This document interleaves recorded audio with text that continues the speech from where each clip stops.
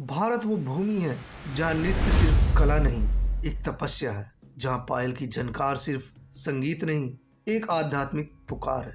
और आज हम लेकर आए एक ऐसी कहानी जहाँ प्रेम और कला युद्ध भूमि में उतरते। एक कलाकार जिसकी आत्मा नृत्य है, एक नृत्य की जिसके कदम कहानी लिखी। क्या उनका प्यार उनकी कला को ऊंचाइयां देगा या उनकी कला प्रेम को कुचल देगी? ऐसे सिने स्टोरीज में आपका स्वागत है।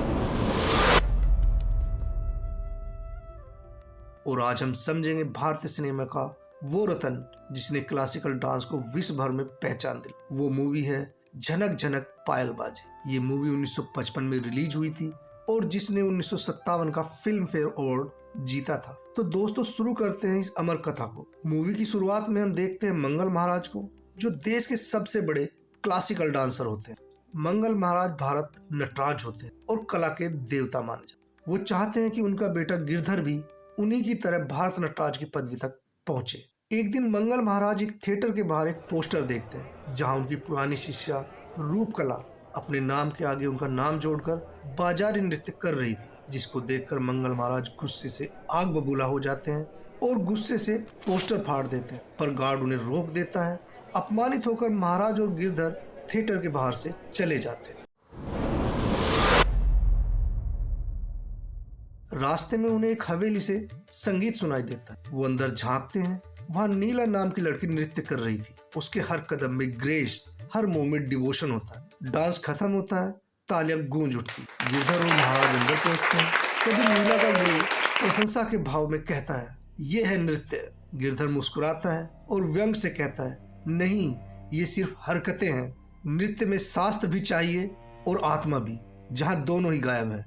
उसकी बातें सुनकर नीला का गुरु गिरधर को डांस के लिए चैलेंज करता है। दोनों के बीच में डांस कंपटीशन होता है और गिरधर जीत जाता है। नीला गिरधर की कला की दीवानी हो जाती है। मंगल महाराज और गिरधर के जाने के बाद नीला अपने गुरु से कहती है, मेरे नृत्य के सामने तो गिरधर का नृत्य किसी भी बाजारू नृत्य को शर्मिंदा कर दे। तभी नीला का गुरु उसे सच्चाई बताता है और कहता है कि व्यापारी मनीराम चाहता है कि तुम असली नृत्य सीखो और उसके लिए पैसे कमाओ। असल में नीला को लगता है कि मनीराम उसका मित्र है, लेकिन मनीराम एक व्यापारी होता है जो नीला को डांस करवाकर पैसे कमाना चाहता है और वह नीला पर बुरी नजर भी रखता था। गुरु की ये बातें सुनकर नीला हिल जाती। वो ठान लेती है, मैं असली नृत्य सीखूंगी और मंगल महाराज की शिष्या बनूं। इसलिए नीला मंगल महाराज से मिलकर उनसे नृत्य सीखने का आग्रह करती। लेकिन मंगल महाराज उसके आगे कठोर शर्त रखते हुए कहते हैं, नृत्य तपस्या है। तुम्हें अपना शरीर लोहे जैसा बनाना होगा और अपने जीवन से प्रेम को मिटाना होगा। तुम्हें सिर्फ अभ्यास, अभ्यास और अभ्यास करना होगा। नीला महाराज की शर्त पर सहमत हो जाती है। असल में महाराज को नीला की जरूरत भी थी, क्योंकि 10 साल बाद नटेश्वर मंदिर में होने वाली प्रतियोगिता के लिए गिरधर को एक योग्य साथी चाहिए था। ये वही प्रतियोगिता थी जिसे जीतने वाले को भारत नटराज की पदवी दी जाती। नीला और गिरधर दिन रात अभ्यास करते। घुंघरू की आवाज, पसीना, कदमों की थिरकन, यही दोनों की दिनचर्या थी। दिन रात साथ रहते रहते जाने कब धीरे धीरे दोनों के दिलों की दूरियां खत्म होने लगती। लेकिन मनीराम को उनके बीच पनप रहे प्यार पर शक हो जाता है।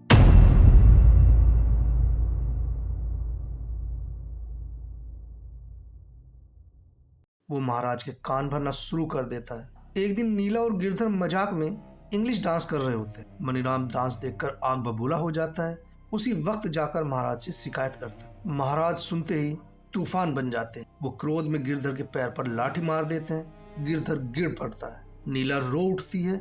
उसकी आंखें आंसुओं से भर जाती। कुछ देर बाद महाराज को अपनी गलती का एहसास होता है। वो बेटे की मरहम पट्टी करते हैं। कुछ दिन बाद महाराज किसी काम से बनारस चले जाते हैं और नीला को शिव तांडव डांस की प्रैक्टिस करने को कह जाती। महाराज के जाने के बाद नीला शिव तांडव डांस की जगह गिरधर की सेवा में बिताने लगती। दोनों का प्रेम गहरा होने लगता है और नृत्य पीछे छूट जाता है।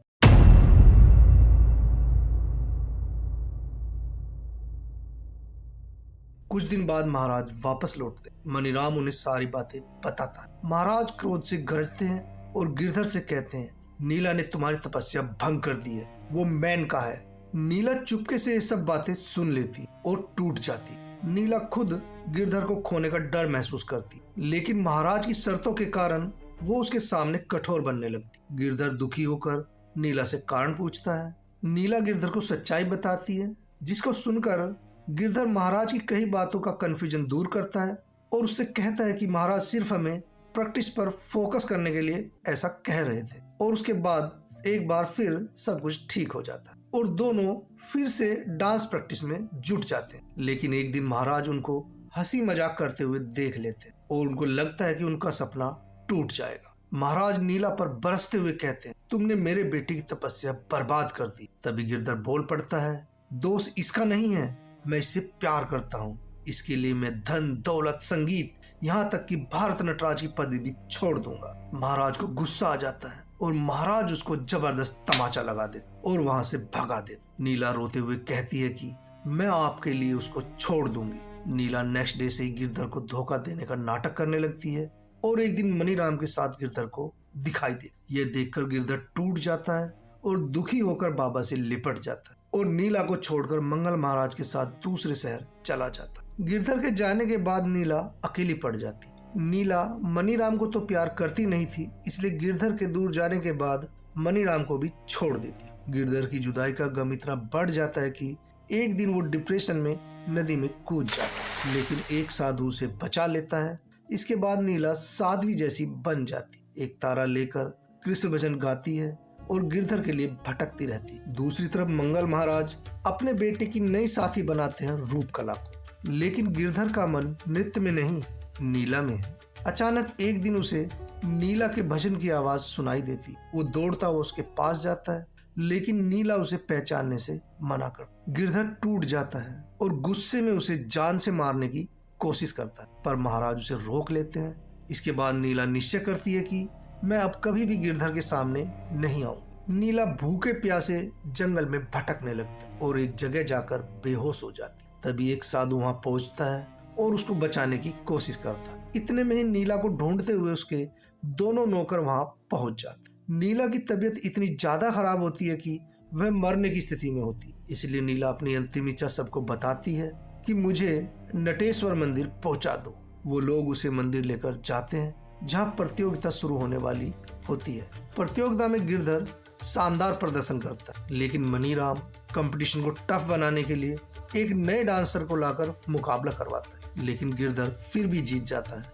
अब प्रतियोगिता का अंतिम चरण और निर्णायक शिव तांडव डांस आता है, पर रूपकला मनीराम के दिए हुए पैसों के लालच में आकर बीच में डांस छोड़कर भाग जाता। डांस पार्टनर न होने के कारण गिरधर को डिस्क्वालीफाई किया जाने वाला होता है, लेकिन तभी नीला लड़खड़ाते हुए कदमों के साथ आती है और कहती है कि मैं गिरधर के साथ नृत्य करूंगी। मगर गिरधर नीला को देखते ही गुस्से से आग बबूला हो जाता और उस पर त्रिशूल से वार कर देता है, लेकिन महाराज बीच में आकर वार खुद झेल लेते हैं। आंखों में आंसू लेकर कहते हैं, बेटा नृत्य करो, यही सच्ची तपस्या है।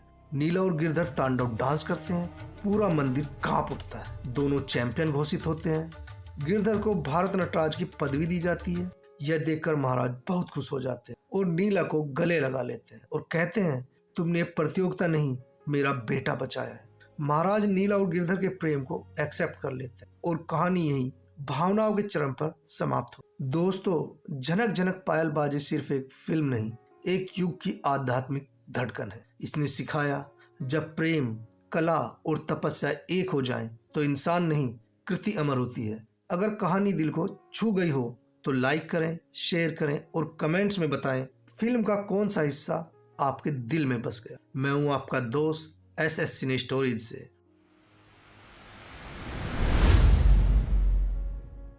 मिलते हैं अगली ब्लॉकबस्टर कहानी के साथ।